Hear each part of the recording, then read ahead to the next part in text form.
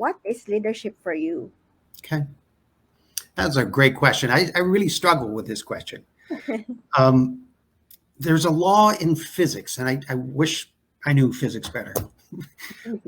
I'm pretty sure it's the law in physics that says if you take 2% of a cloud, of a kind of a gas, which is, all cloudy and it has no particular direction. If you can take 2% of that cloud and move it in a direction, the other 98% will follow.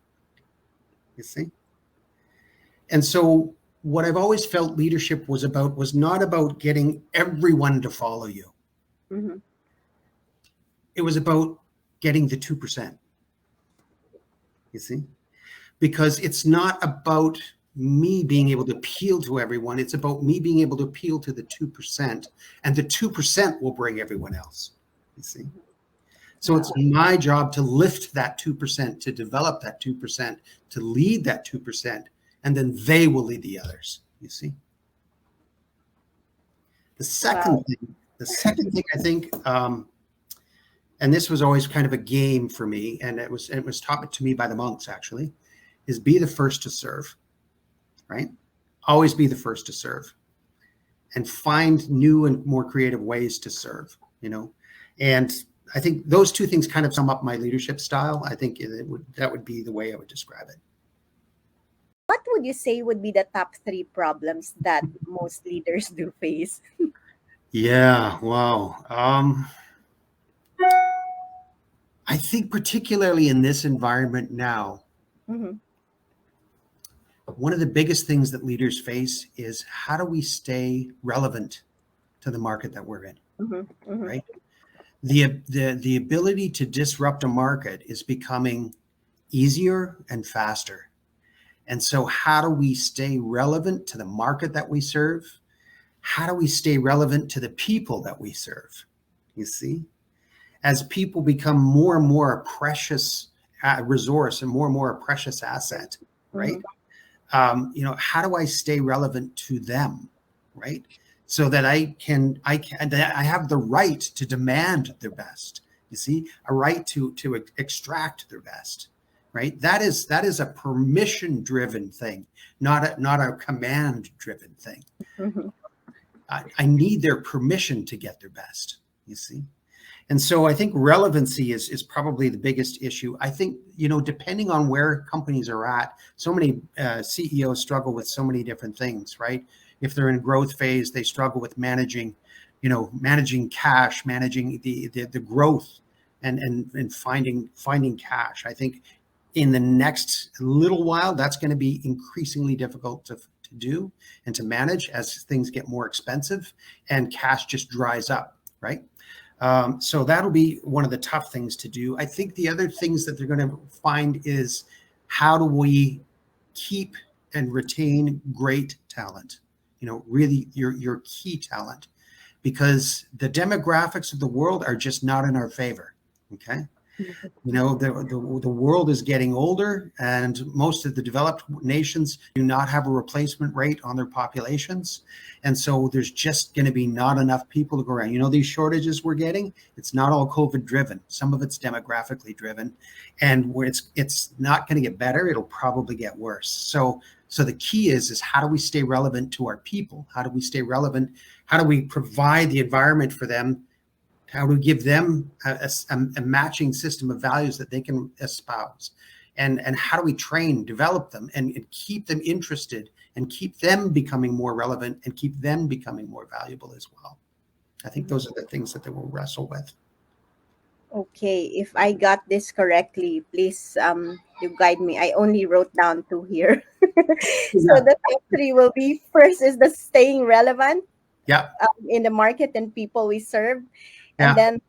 then I wrote down the how to keep and retain key talents. Yeah. To be honest with you, you asked for 3, but I only came up with 2 because I think if you get those 2, you'll have the so many different things that will cascade from that, right? I mean, market relevance is all about innovation. It's all about what I call hyper empathy for your market, hyper empathy, really understanding your customer well enough to be able to spot opportunities, right? This is one of the things that I find so impressive.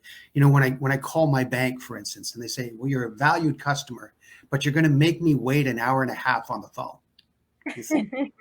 What do you believe will be the important leadership capabilities or skills that you must have in this next normal in order to continue to lead effectively?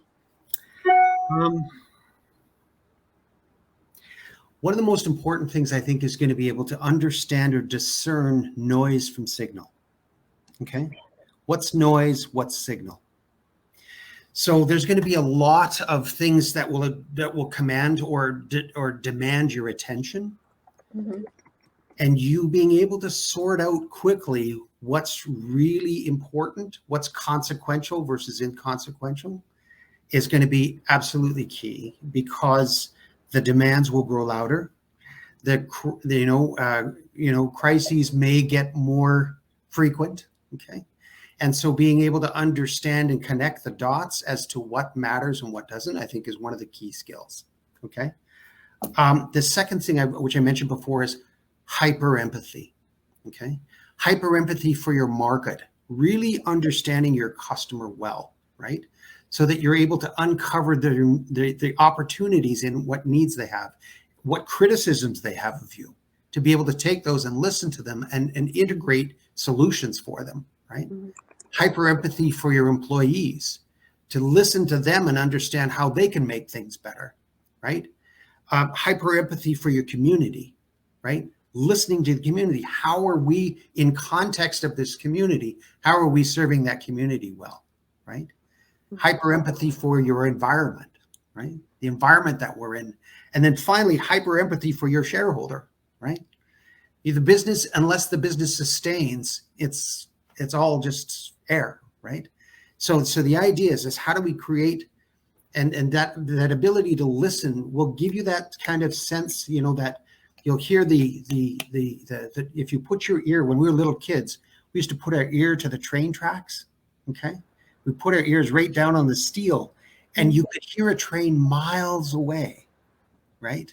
You couldn't see it, you couldn't hear it if you took your eyes away, but if you put your ear on the steel, you could hear those trains. You see?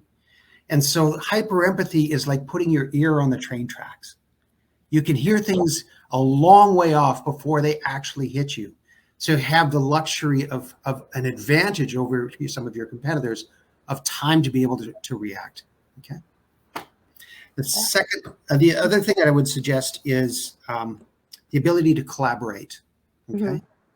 Okay. There is a change. What I found in most companies as they're starting to grow is they compete well, but the ones who grow from small to mid to large companies learn how to collaborate well. You see, they still compete well, but they learn how to collaborate well as well.